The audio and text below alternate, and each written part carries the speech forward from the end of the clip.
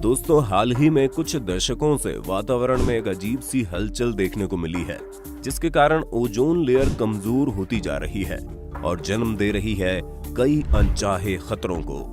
कुछ देशों में तो प्रदूषण का आलम इतना अधिक हो गया है कि वहां रहना तो दूर, सांस लेना भी दुश्वार है।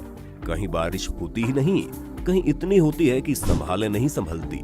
अब ऐसे में अगर हालात ऐसे ही बने रहे तो दोस्तों वो दिन दूर नहीं जब दुनिया के कुछ देश समुद्र के भीतर समा जाएंगे। आज अपनी इस वीडियो में हम आपको कुछ ऐसे ही देशों के बारे में बताने जा रहे हैं जिनके ऊपर यह खतरा सबसे ज्यादा मंडरा रहा है। तो चलिए शुरू करते हैं। जकार्ता। हमारी इस कड़ी में सबसे पहला नाम दुनिया की सबसे पॉपुलेटेड सिटी में से एक जकार्ता का आता है, जो कि इंडोनेशिया की राजधानी भी है।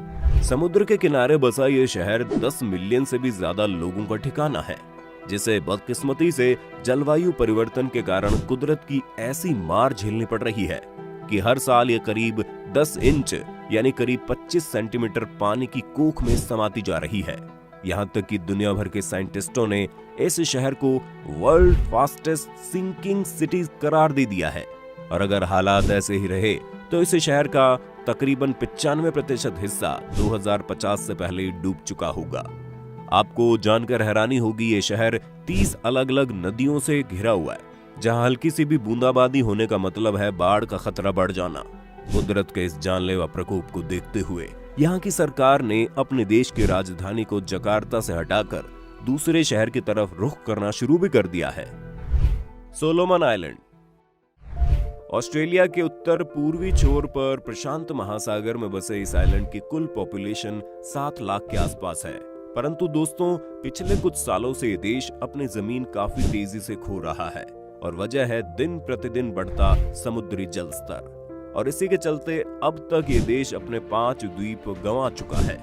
वहीं कुछ ऐसे भी हैं जो डूबने की कगार पर ही हैं। आसपास के पर्यटकों के लिए कभी मनोरंजन का केंद्र रहा ये देश आज खुद अपने नागरिकों से दूर हो रहा है, जिन्हें ना चाहकर भी आने वाली तबाही के डर से अन्य देशों की तरफ रुख करना पड़ रहा है। वहीं रिसर्चर की माने तो कुछ समय तक अगर ऐसी स्थिति बनी रही तो ये देश किसी भी पल अपने बाकी द्वीपों की तरह अस्तित्व खो बैठेगा। बांग्लादेश। अब बात अगर अपने पड़ोसी देश बांग्लादेश की करें तो इसकी भी हालत कुछ ठीक नहीं है और ये देश अगले कुछ सालों में 20 से 40% तक गायब होने की कगार पर होगा। एक सर्वे की माने तो बांग्लादेश की जमीन हर साल आधा इंच तक समुद्र के करीब जा रही है, जिसका मुख्य कारण इसका इंडियन टेक्टोनिक प्लेट की सबसे डेंजरस जगह पर होना है। साइंटिस्ट इसे बर्मन सब प्लेट कहते हैं, जहां समुद्र के बढ़ते जलस्तर के कारण पानी ऊपर की सतह पर खुद को धकेलता है और ऐसा तभी होता है जब सी लेवल का स्तर एवरेज रेडियस से 10 गुना ज्यादा तेजी से बढ़ रहा हो। उदाहरण के तौर पर आपको ढाका की 2002 की सुनामी तो याद ही होगी, जो कुछ और नहीं इसी का एक नमूना थी।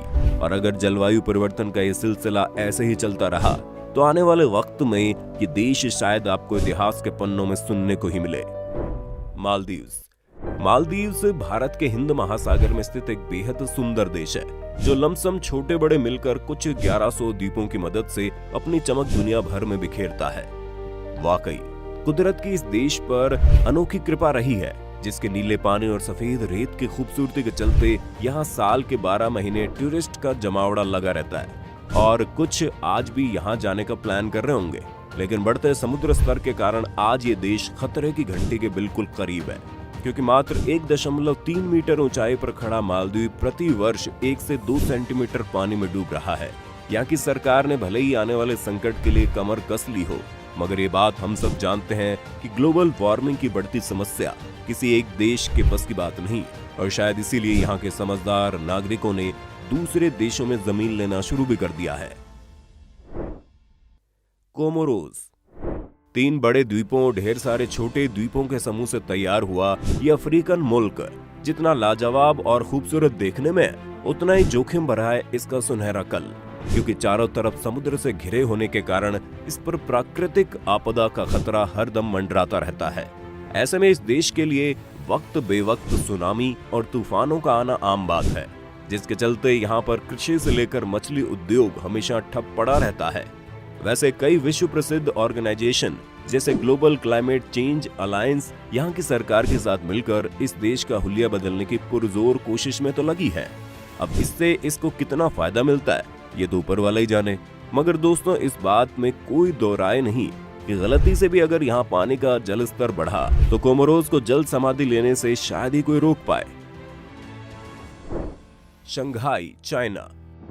हालांकि हमने पहले भी कहा है कि किसी देश का साइज उस पर आने वाले तबाही के रास्ते में रोड़ा कभी नहीं डाल सकती, और ये बात चाइना में स्थित दुनिया की सबसे बड़ी सिटी शंघाई के ऊपर बिल्कुल सटीक बैठती है। वर्तमान हालत में आज चाइना जिस तरह डेवलपमेंट के शिखर पर सवार होकर मदर नेचर को नजरअंदाज कर रहा है, ऐसे लगता है कुदरत भी इसका जवाब उससे अपने ही अंदाज में लेने के लिए उतारू है, जिसका सबसे पहला खामियाजा शंघाई शहर को भुगतना पड़ेगा। ये शहर जिस तरीके से आज ग्राउंड वाटर की खपत और डैम निर्माण के सलीके पर चढ़ रहा है, उतना ही अपनी बर्बादी के करीब आ रहा है। और अगर यहाँ इसी तरीके से काम का उफान बढ़ता गया तो शायद चीन के लोगों को बचा पाना किसी के बस की बात नहीं होगी। इंडिया। वैसे दोस्तों, कुदरत के इस प्रकोप को देखने के लिए शायद ही आपको ज्यादा दूर तक जाना पड़े, क्योंकि भारत भी इस खतरे से अछूता नहीं रहने वाला, जिसमें सबसे पहले आती है हिंदुस्तान की महानगरी कही जाने वाली मुंबई की बारी। क्योंकि इस शहर में जीने के लिए जो चीज सबसे ज्यादा जरूरी है उसे ही सबसे ज्यादा बर्बाद किया जाता है, यानी पानी। पहले से ही साफ पानी के पीने का संकट झेल रहे इस शहर के लोग अगर ऐसे ही हजारों टन कचरा नदियों, नाले और जमीनों पर फेंकते रहे तो वो दिन दूर नहीं जब इस शहर की आधी आबादी समुद्र के आगोश में होगी, जो कि देश के लिए काफी नुकसानदायक वक्त होगा। वहीं समुद्र के किनारे बसा राज्य तमिलनाडु भी रेड अलर्ट पर है, और कुछ तो भारी बारिश होने से अभी भी डूबता नजर आ रहा है, और शायद आगे भी ऐसा होता रहेगा। समुद्र के काफी करीब होने की वजह से इस शहर के ड्रेनेज सिस्टम को कंट्रोल में रखना सबसे बड़ी चुनौती है, जिस पर वहां की सरकार पूरी तरह नाकाम नजर आ रही है। वैसे इस आने वाले खतरे के असल जिम्मेदार यहाँ के लोगों को कहा जाए तो गलत नहीं होगा, क्योंकि दोस्तों यहाँ के लोग कचरे को कभी भी फेंक देते हैं, जिससे ना साफ पानी मिल रहा है और ना साफ सुथरा वातावरण। अब ऐसे में अगर इस राज्य में समुद्र के अंदर हल्की सी भी हलचल होती है तो उसका खामियाजा पूरे राज्य को चुकाना पड़ जाएगा, खास तौर पर चेन्नई को। वैसे अगर इस जलवायु के प्रकोप से भारत में सबसे पहले कोई जगह डूबेगी तो वो है अंडमान एंड निकोबार आइलैंड। और ये बात हम नहीं बल्कि खुद वर्ल्ड बैंक की रिपोर्ट बयां करती है। एक लंबे एरिया तक सी लेवल से घिरे होने के चलते ये आइलैंड अगर ऐसे किसी भयानक आपदा की चपेट में आता है तो लाजमी है सबसे अधिक इफेक्ट यही होगा। और अगर ऐसा होता है तो दोस्तों शायद भारत ही कभी इस केंद्र शासित प्रदेश को दोबारा ढूंढ पाए। और अगर आपको लगता है ये समस्या सिर्फ समुद्र से सटे क्षेत्रों में है तो आप जरा बेंगलुरु पर नजर डालिए। इंडिया के आईटी हब कहे जाने वाले इस शहर पर कई तरह के काले बादल घिरे हुए हैं, क्योंकि यहाँ की सड़कों और नालों पर होने वाला खर्चा नाममात्र है।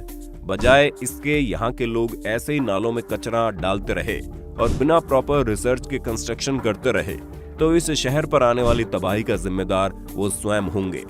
अब अगर पानी के बहाव या फिर जल स्तर पर वृद्धि होती है तो यहाँ का ड्रेनेज सिस्टम जवाब दे देगा, जिससे 2050 तक लगभग 80 लाख से ऊपर की आबादी वाला ये शहर पूरी तरह से बर्बाद हो सकता है।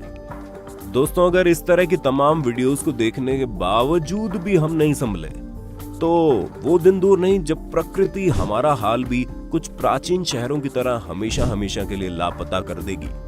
आपको क्या लगता है? अपनी राय हमें कमेंट में दीजिए। अगर ये वीडियो आपको पसंद आई हो तो लाइक करके ज्यादा से ज्यादा शेयर करें, और ऐसे बेहतरीन वीडियोस को देखते रहने के लिए फटाफट हमारे चैनल को सब्सक्राइब करके नोटिफिकेशन बटन को ऑन करके बेल आइकन जरूर दबा दें। मिलते हैं जल्द ही, तब तक के लिए बाय बाय।